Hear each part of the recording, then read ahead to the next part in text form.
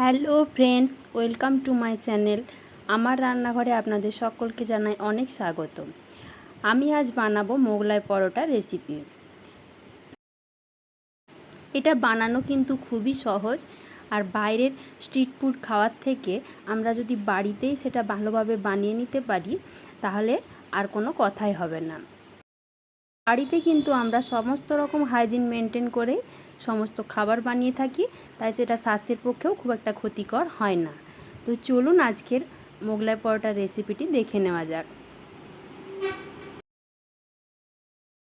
আমি এখানে 300 গ্রাম মতন ময়দা নিয়েছি। এবার ময়দার সাথে নুন আর 3 চামচ মতো সাদা তেল ময়ান হিসেবে দিয়ে ভালোভাবে মিশিয়ে নিয়েছি। আপনারা যটা পরোটা বানাবেন সেই মাপে ময়দাটা নিয়ে নেবেন। এবার আমি অল্প অল্প জল দিয়ে ময়দাটা মেখে নেব। আমি কিন্তু এখানে নর্মাল জল ব্যবহার করেছি, গরম জল কিন্তু এখানে ব্যবহার করা যাবে না। আমি অল্প অল্প করে জল দিয়ে মেখে নিচ্ছি, নইলে কিন্তু ময়দার ডোটা নরম হয়ে যাবে।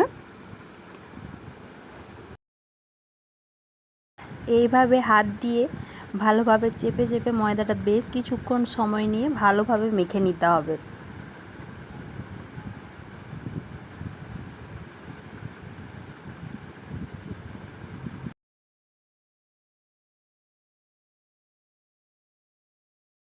আমার পুরো ময়দাটা ভালোভাবে মাখা হয়ে গেছে। এবার একটি ঢাকা দিয়ে আমি 15 মিনিট সময়ের জন্য রেখে দিচ্ছি।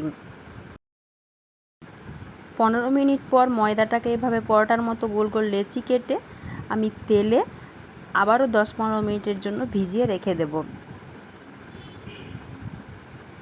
এখানে আমি 2-3 চামচ মতো সরষের তেল ব্যবহার করেছি। এভাবে ভিজিয়ে কিছুক্ষণের জন্য রাখবো।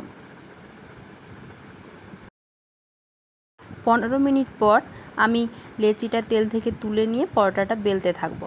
যেহেতু তেলে ডোবানো ছিল সেহেতু তেল আর লাগবে না, এমনি এমনি বেলা হয়ে যাবে। পরোটাটা খুব পাতলা করে বেলে নিতে হবে।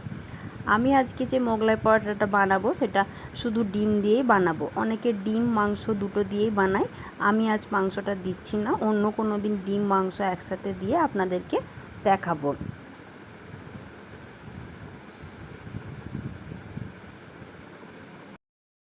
আমার এখানে পরোটাটা বেলা হয়ে গেছে।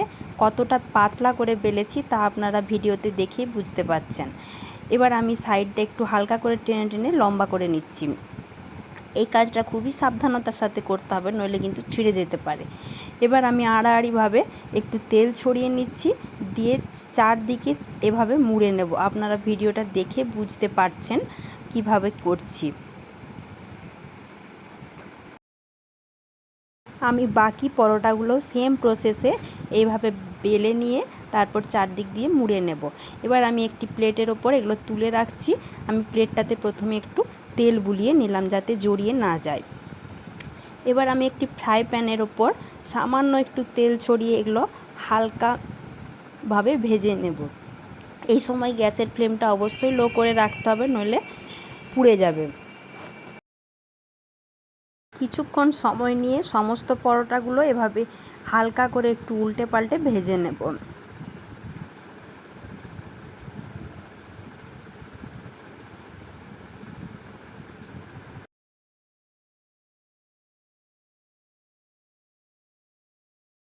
দেখুন কি সুন্দর ব্রাউন কালার এসে গেছে এবং পরোটাগুলি সুন্দরভাবে ভাজা হয়ে গেছে। এবার একটি পাত্রে আমি সমস্ত পরোটাগুলি তুলে রাখছি।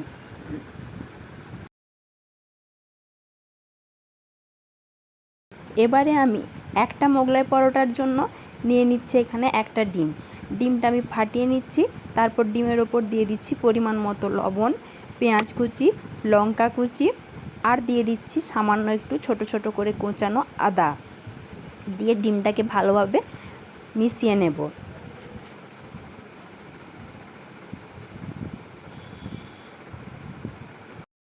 এবার আমি একটি প্লেটের ওপর পরোটাটি রেখে ভাঁজগুলো খুলে নিয়েছি। যেহেতু আমি পরোটাটা ভাঁজ করবার সময় তেল বুলিয়ে রেখেছিলাম, তাহলে খুব সহজেই কিন্তু ভাঁজগুলো খোলা যাবে, ছিটেও যাবে না, ছিঁড়েও যাবে না।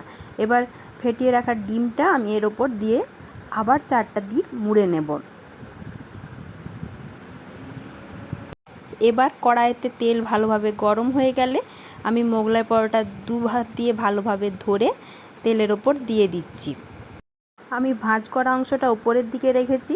এভাবে একটা পাশ ভালোভাবে ভাজা হয়ে গেলে দুটো খুন্তির সাহায্যে আস্তে আস্তে করে উল্টিয়ে আরেকটা পাশ লাল লাল করে ভালো করে ভেজে নিতে হবে। তাহলেই কিন্তু আজকের মোগলাই পরোটা আমার একেবারেই রেডি। এবার মোগলাই পরোটাটি একটি ছুরি দিয়ে আমি পিস পিস করে কেটে নিচ্ছি। তো দেখুন বন্ধুরা, আমার মোগলাই পরোটার ওপরের যে সারফেসটা রয়েছে সেটা কিন্তু খুবই ক্রিস্পি হয়েছে এবং ভেতরটা কিন্তু সফট হয়েছে। তো আমার আজকের মোগলাই পরোটার রেসিপি কেমন লাগলো তা আপনারা অবশ্যই কমেন্টের মাধ্যমে জানাবেন। ভালো লাগলে একটা লাইক করবেন, শেয়ার করবেন এবং আমার চ্যানেলটিকে যদি এখনও সাবস্ক্রাইব না করে থাকেন তো প্লিজ আমার চ্যানেলটিকে সাবস্ক্রাইব করে দেবেন। ধন্যবাদ।